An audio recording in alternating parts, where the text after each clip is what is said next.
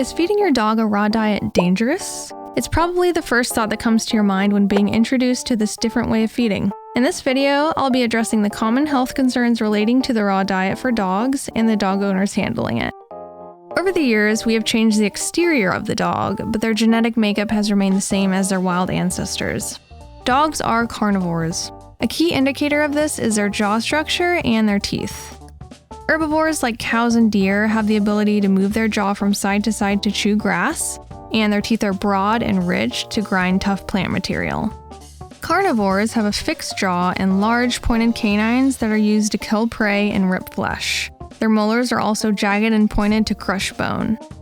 Their digestive tract is also identical to wolves. It's short and lacks complexity, so the time to complete digestion is very quick, and the bacteria raw meats may contain doesn't stay in the body long enough to affect them negatively. Does this mean you should suddenly switch your dog to a raw diet after being fed kibble for years? No. Even changing to a different kibble too quickly may lead to GI issues. When switching to raw, you need to start slow, very slow. Perfectly Rawsome has a great transition guide that you can follow.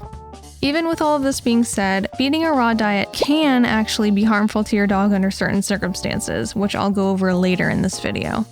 Now that we've addressed the dog, what about the owner? If you don't practice the same safety precautions you would use when handling raw meat that you cook for yourself, you will be more at risk being exposed to pathogens. Sterilizing dishes, washing hands often, using disinfectants, and observing safe handling procedures are the keys to eliminating that risk.